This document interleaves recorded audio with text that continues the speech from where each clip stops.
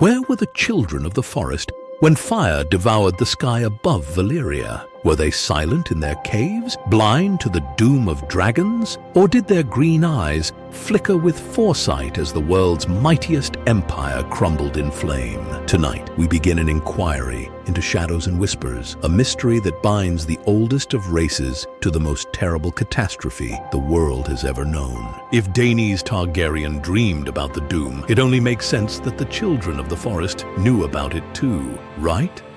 But before we dive deeper into the mysteries of the children, make sure you subscribe and punch the like button. It costs you nothing, and it keeps these scrolls unrolling and our fellowship growing.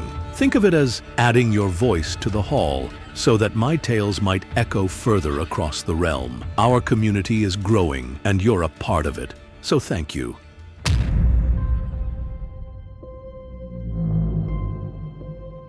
The children of the forest are older than men, even older than the first men, who crossed into Westeros some 12,000 years before Aegon's conquest. Where men raised castles of stone, the children raised none.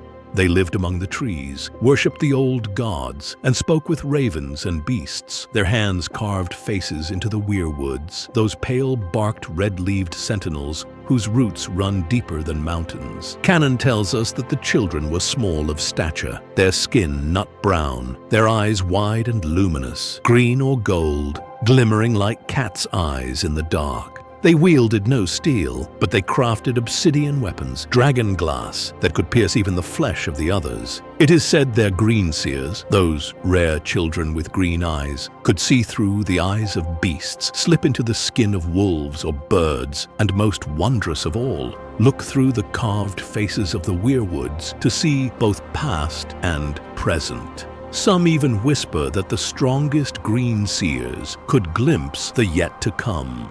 And before I press further, I should remind my loyal listeners of something exciting. If you have enjoyed these musings from the Citadel, you can step deeper into the story yourself. Join our fellowship of members and fill out your own Valyrian persona using the Dragon Pit template in the description. And here's the delight. On September 30th, we'll hold our very first drawing. 10 members' entries will be drawn to be showcased here in the Chronicles, remembered alongside the greatest of houses. By joining, you're not only keeping these scrolls alive, but weaving your own legend into their telling.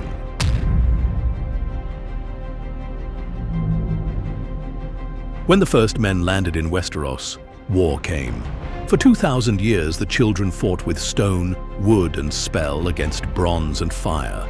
They summoned beasts, broke dams to flood valleys, and called upon powers not well understood.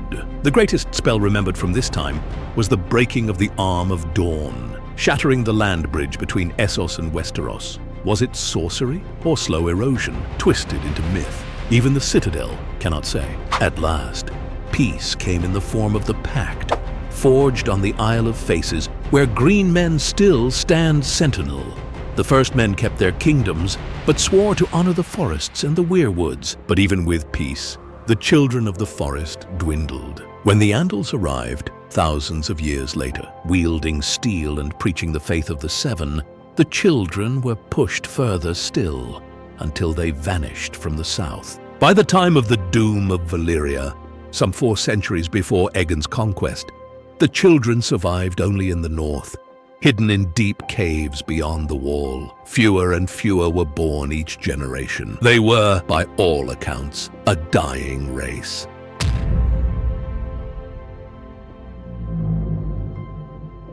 And here lies the mystery. If their greenseers could look through time itself, what did they see when the skies above Valyria turned red? Here, dear listener, allow me a speculation of my own. If the greenseers' roots were bound to the weirwoods, then their sight may have been tied to Westeros alone. Yet the breaking of the Arm of Dawn, if truly they're doing, suggests their magic could ripple even into Essos. If so, then surely the eruption of the 14 flames, that vast volcanic chain, would have screamed into their visions like a torch in the night. Might they have stirred, deep beneath the haunted forest, whispering to one another that the world was about to change?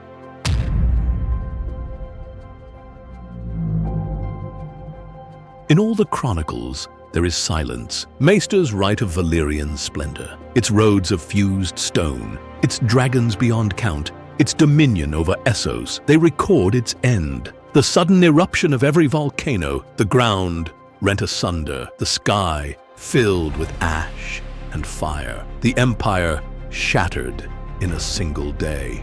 But nowhere is it written what the children saw, nor what they thought of the fall of dragons.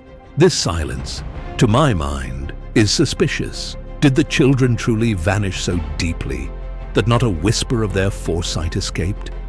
Or was the memory deliberately buried, as so many truths of the old magics were, by the maesters of the citadel?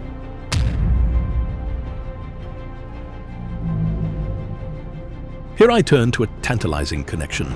The children wielded dragonglass, that dark volcanic glass born of fire and pressure, and the Valyrians, too, prized obsidian.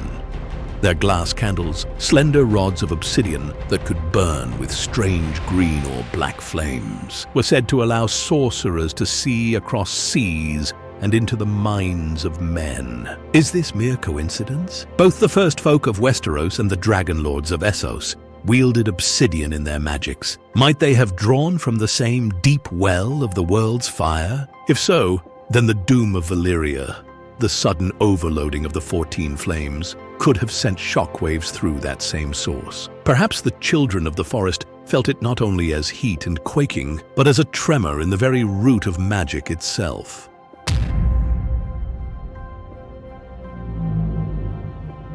Let us imagine it thus.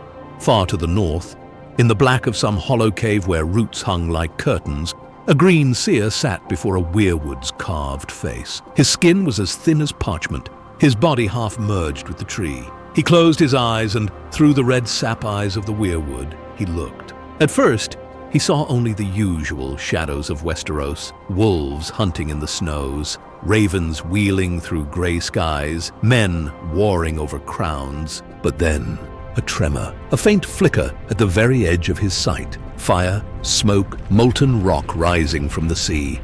Dragons screaming as if torn apart. The greenseer gasped, and the cave shook with his cry.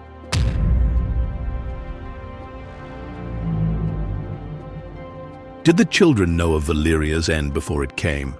We cannot prove it.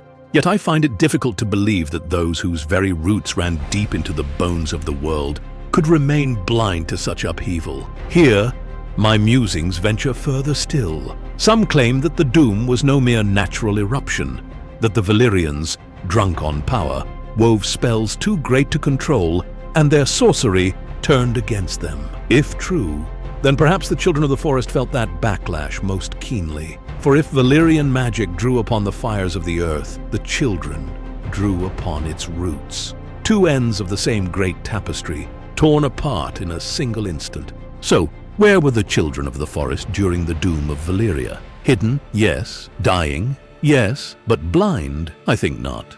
Picture it, a dying race huddled in their last refuges, watching through eyes carved in pale bark. They see men's greatest empire consumed in a single night of flame. And they whisper, not in triumph, but in dread. For if the greatest of men can fall in fire, what hope remains for the children in their caves of stone and root? And yet, one account, little known and scarcely believed, speaks of an obsidian shard found deep in the far north, humming faintly with heat on the very day Valyria fell. But that, my friends, is a tale for another night.